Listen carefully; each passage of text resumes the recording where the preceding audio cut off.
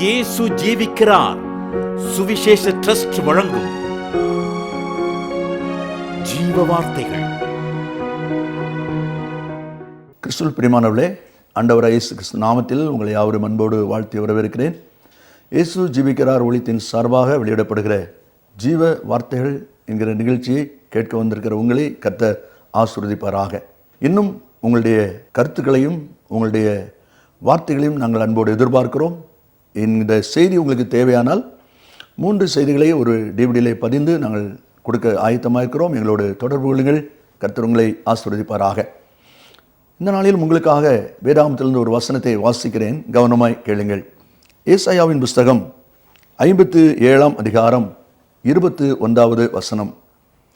துன்மார்க்கனுக்கு சமாதானம் இல்லை என்று என் தேவன் சொல்லுகிறார். துன்மார்க்கனுக்கு சமாதானம் இல்லை என்று என் தேவன் சொல்லுகிறார். ஒருவேளை இந்த வார்த்தை கேட்டுக்கொண்டிருக்கிற அன்பு நேச பிள்ளைகளே, யோசித்து பாருங்கள். துன்மார்க்கனுக்கு சமாதானம் இல்லை. ஒருவேளை யோசிக்கலாம், துன்மார்க்கனுக்கு சமாதானம் இருந்தால் நமக்கு என்ன, இல்லாவிட்டால் நமக்கு என்ன?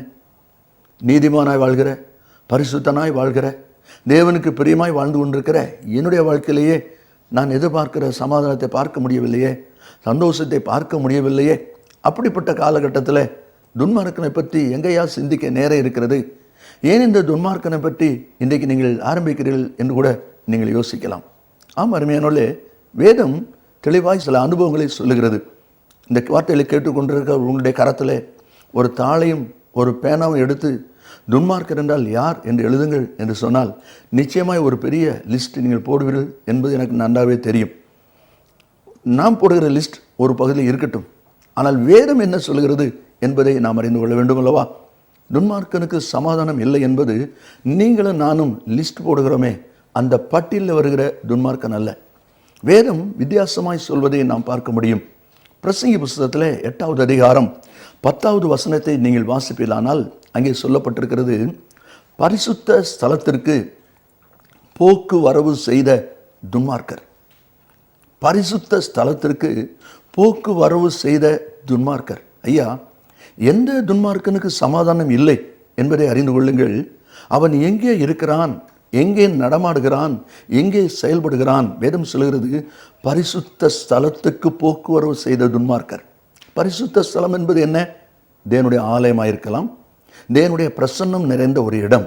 அது ஆராதனை ஸ்தலமாக இருந்தாலும் சரி, பாடல் நேரமாக இருந்தாலும் சரி, செய்து கொடுக்கிறவளாக இருந்தாலும் சரி, பரிசுத்த ஸ்தலம் என்பது ஆண்டவருடைய பிரசன்னத்தை உணர்கிற இடம். அந்த இடத்துல வருகிற துன்மார்க்கர் இருக்கிறார்கள் என்று வேதம் சொல்கிறது. அப்படிப்பட்டவர்களுக்கு தான் வேதம் சொல்கிறது சமாதானம் இல்லை. அது மாத்திரல்ல, சங்கீதம் 50:16 நீங்கள் வாசிப்பீர்களானால் அங்கே சொல்லப்பட்டிருக்கிறது, தேவன் துன்மார்க்கனை நோக்கி, நீ என் பிரமாணங்களை எடுத்துரைக்கவும் என் உடன்படிக்கையை உன் வாயினாலே சொல்லவும் உனக்கு என்ன நியாயம் உண்டு என்று கேட்கிறார். தேவன் துன்மார்க்கனை நோக்கி என்று போடப்பட்டிருக்கிறது. இந்த துன்மார்க்கன் என்பது நீங்கள் பட்டியல் போட்டிருக்கிறீர்களே அந்த துன்மார்க்கரை குறித்து சொல்லவில்லை. யாரை சொல்லுகிறது? என் பிரமாணங்களை எடுத்து உரைக்கவும் என் உடன்படிக்கையை உன் வாயினாலே சொல்லவும் உனக்கு என்ன நியாயம் உண்டு? அப்படியானால் தேவனுடைய பிரமாணங்களை எடுத்து உரைக்கிற, தேவனுடைய உடன்படிக்கையை சொல்லுகிற, மற்றவர்களுக்கு பறைசாற்றுகிற கூட்டத்திலே துன்மார்க்கர் இருக்கிறார்கள். அப்படிப்பட்டவர்களை தான் இந்த வேதவசனம் சொல்லுகிறது, உனக்கு என்ன நியாயம் உண்டு? நியாயம் உண்டுங்கிற வார்த்தை கொஞ்சம் ஸ்டாண்டர்டாக இருக்கிறத நம்ம பார்க்குறோம். நான் பேசுகிற தமிழில் சொல்லுவோமானால், உனக்கு என்ன யோக்கியதை உண்டு? என் பிரமாணத்தை சொல்வதற்கு, என்னுடைய உடன்படிக்கையை அறிவிப்பதற்கு உனக்கு என்ன யோக்கியதை இருக்கிறது என்று கர்த்தர் கேட்கிறார். யாரையா கேட்க முடியும்? நாம் எதிர்க்கிற பட்டில்லையா? இல்லை, பிரசங்கிக்கிற, வார்த்தைகளை போதிக்கிற அப்படிப்பட்டவர்கள். ஒருவேளை இந்த வார்த்தை கேட்டுக்கொண்டு நீங்கள் கூட மற்றவர்களுக்கு கற்றுக் கொடுக்கிற ஒரு விசுவாசியாகவோ ஒரு போதகராகவோ அல்லது அதற்கு மேற்பட்ட அப்போஸ்தலர் நிலைமையிலேயோ அல்லது இன்னும் உயர்ந்த பதவியில் இருக்கிற நபராகவும் நீங்கள் இருக்கலாம், ஊழியராக நீங்கள் இருக்கலாம். ஆனால் வேதம் சொல்கிறது, இப்படிப்பட்டவர்களுக்குள்ளே துன்மார்க்கர் இருக்கிறார்கள். அதில் தான் உனக்கு என்ன நியாயம் இருக்கிறது என்று சொல்லி ஆண்டவருடைய வார்த்தை அங்கே கேட்பதை நாம் பார்க்கிறோம். சற்று நன்றாய் கவனிங்கள். 2-3 காரியத்தை நான் வேகமாக உங்களுக்கு சுட்டி காண்பிக்க விரும்புகிறேன். ஆவியானவர் இந்த நாளிலே விரும்புகிற ஒரு காரியம் என்ன? துன்மார்க்கனுக்கு சமாதானம் இல்லை என்று சொன்னால், கர்த்தருடைய வார்த்தையை போதிக்கிற மக்களுக்குள்ளே கூட இன்றைக்கு நிம்மதி இல்லை. வாழ்க்கையிலே, குடும்பத்திலே சமாதானம் இல்லை. வெளியே பெரிய ஊழியராக இருக்கிறாங்க, அதிகமாய் ஆண்டவருக்கென்று செயல்படுறாங்க, ஆண்டவருக்கென்று ஊழியத்துக்கென்று கொடுக்குறாங்க என்கிற பெயர் வெளியே இருக்கிறது. ஆனால் தனிப்பட்ட வாழ்க்கையை பார்த்தால், குடும்ப வாழ்க்கையை பார்த்தால் அங்கே சமாதானம் இல்லை, அங்கே நிம்மதி இல்லை, அங்கே ஆசீர்வாத குறைவுகள் இருக்கிறது. அதுக்கு காரணம் என்ன? வேதம் சொல்கிறது, துன்மார்க்கனுக்கு சமாதானம் இல்லை.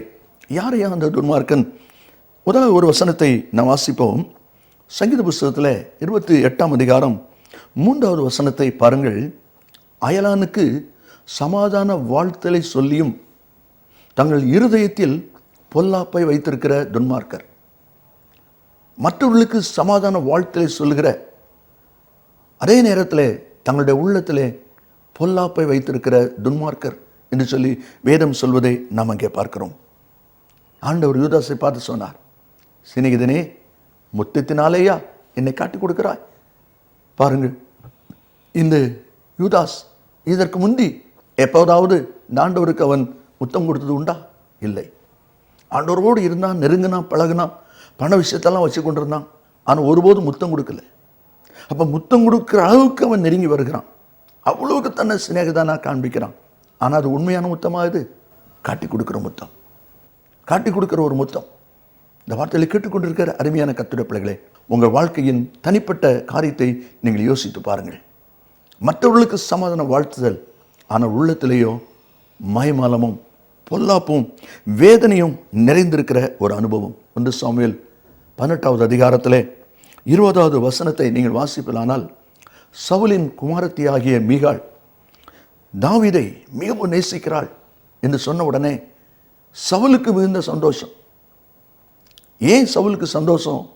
இந்த தாவீதுக்கு மீகாளை திருமணம் பண்ணி கொடுத்து அவனை தனக்கு மருமகனா ஆக்கி கொள்ளலாம் என்கிற வார்த்தை இருந்தாலும் அவன் சொல்லுகிறான், எனக்கு இதுக்கு பரிசம் வேண்டாம், அதற்கு பதிலாக பெலிஸ்தருடைய 100 நுனித்தோல் வேண்டும் என்று சொல்லுகிறான். காரணம் என்ன?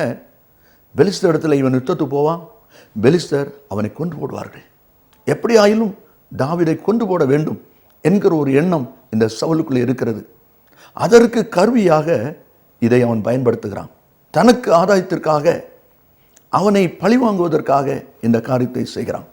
யோசித்து பாருங்கள், பொல்லாப்பை இருதயத்தில் வைத்திருக்கிற துன்மார்க்கர். இந்த வார்த்தையை கேட்டுக்கொண்டிருக்கிற நீங்களும் கூட யாரோ ஒருவர் செய்த தவறு, யாரோ ஒருவர் செய்த பாவம், அது இதற்கு எத்தனை ஆண்டுகளுக்கு முன்பாக ஒருவர்களுக்கு விரோதம் பண்ணின காரியத்தை இன்னும் நீங்கள் மன்னிக்காமல், மறக்காமல், இன்னும் அதை நினைவில் வைத்திருப்பீர்களானால், இன்னும் அதை குறித்து பகையோடு வைராக்கியத்தோடு நீங்கள் இருப்பீர்களானால், அப்படிப்பட்டவர்களை வேதம் துன்மார்க்கர் லிஸ்டில் வைக்கிறது.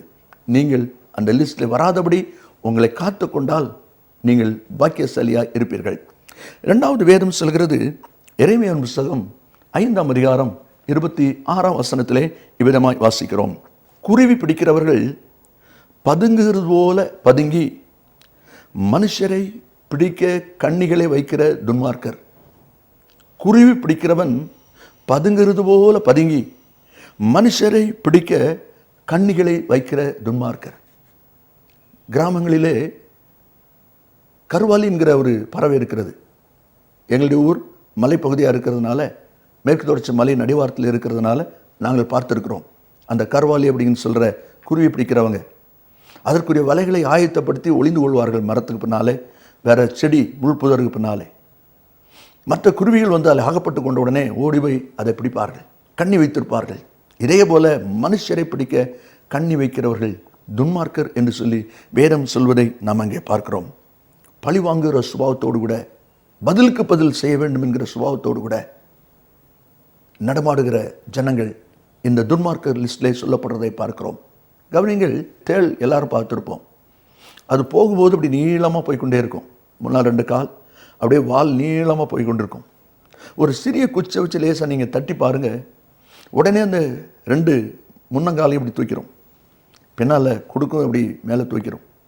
இப்படி கையை தூக்கின உடனே நமக்கு பார்க்குறதுக்கு பிரேசலாடு அப்படி சொன்னது போல தெரியும். ஐயோ பிரைஸ்லாட் சொல்கிறாங்கன்னு சொல்லி நீங்கள் அதை தொட்டுட்டீங்கன்னா போதும், வால் வச்சு கொட்டிடும். இப்படி பிரைஸ்லாட் விசுவாசி நிறைய பேர் இருக்கிறாங்க. தேள் விசுவாசி முன்னால் காமிக்கும்போது ரொம்ப அன்பாக காமிப்பாங்க, பட்சமாக காமிப்பாங்க, பாசமாக காமிப்பாங்க. ஆனால் பின்னால் வால் இருக்குது, கொடுக்கு இருக்குது. அதை கவனிக்கலைன்னா எந்த நேரத்துலையும் அது கொட்டிடும். இப்படிப்பட்டவங்க அதான் வேதம் சொல்கிறது, மனுஷரை பிடிக்க கண்ணிகளை வைத்திருக்கிற அந்த துன்மார்க்கர் என்று சொல்லி.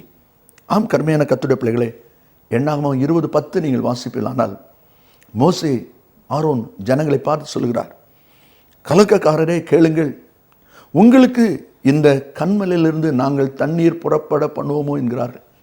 கர்த்தர் தண்ணீர் கொடுக்க ஆயத்தமாக இருக்கிறார். ஆனால் கர்த்தர் கொடுக்குற ஆசீர்வாதத்தை அந்த ஜனங்களுக்கு கொடுப்பதற்கு இவர்கள் ஆயத்தமில்லை. நாங்கள் புறப்பட பண்ணுவோமோ என்று சொல்கிறதை நாம் பார்க்கிறோம். இப்படிப்பட்ட சிந்தை இருதயமுடையவர்களை துன்மார்க்கர் என்று சொல்லி வேதம் சொல்கிறது. ஆண்டவர் ஆசீர்வதிக்க ஆயத்தமாக இருந்தாலும் இவர்கள் அந்த ஆசீர்வாதத்தை அவர்களுக்கு கிடைக்க பண்ணுவதற்கு மனமற்ற நிலையில் இருப்பதை பார்க்கிறோம். மூன்றாவதாக ஏசாயா 57:20 நாம் வாசிக்கிறோம், துன்மார்க்கரோ கொந்தளிக்கிற கடலை போல் இருக்கிறார்கள். கொந்தளிக்கிற கடல் என்று சொன்னால் அந்த கடல் குமரிக்கொண்டே இருக்கும். அந்த கடலில் அமைதல் இல்லை, அந்த கடல் தண்ணீரில் சுத்தம் இல்லை. ஒரே குழப்பம், ஒரே பொழப்பம், ஒரே குமுறுதல். ஏன் ஒரு விசுவாசிக்குள்ளே இப்படிப்பட்ட வேதனையான நிலை? இந்த வார்த்தை கேட்டுக்கொண்டிருக்கிற அன்பான கர்த்தருடைய பிள்ளைகளே, நீங்கள் ஆண்டவரை நேசிக்கிற, ஆண்டவருக்கு ஊழியம் செய்கிற, ஆண்டவருக்கு அர்ப்பணித்த பிள்ளைகளாக நீங்கள் இருக்கலாம். உங்கள் வாழ்க்கையில் இப்படிப்பட்ட கொந்தளிப்பின் அனுபவம் இருக்கிறது என்று சொன்னால் உங்களை நீங்கள் ஆராய்ந்து பார்க்க வேண்டியது மிக மிக அவசியம் என்பதை மறந்து போகாதீர்கள். சங்கீதம் 46:10 நான் வாசிக்கும் போது வேதம் சொல்கிறது, நீங்கள் அமர்ந்திருந்து நானே தேவன் என்று அறிந்து கொள்ளுங்கள்.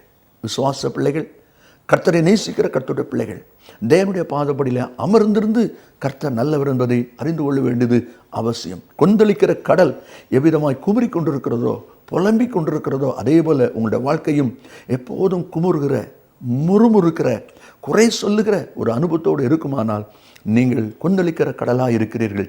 இது ஒரு துன்மார்க்கனின் சுபாவம் என்று சொல்லி வேதம் சொல்கிறது.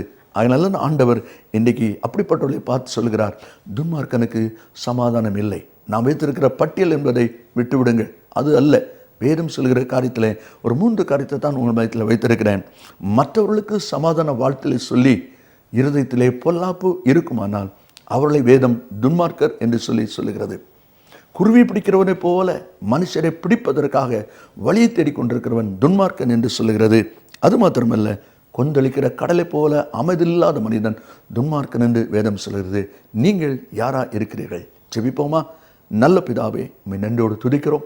இந்த வார்த்தையை கேட்டுக்கொண்டு ஒவ்வொருவரும் தங்களை ஒரு விசை ஆராய்ந்து தேவன் குறிப்பிடுகிற துன்மார்க்கர் பட்டியலிலே இவர்கள் பெயர் வராதபடி தங்களை பாதுகாத்துக் கொள்ள கர்த்தர் உதவி செய்வீராக.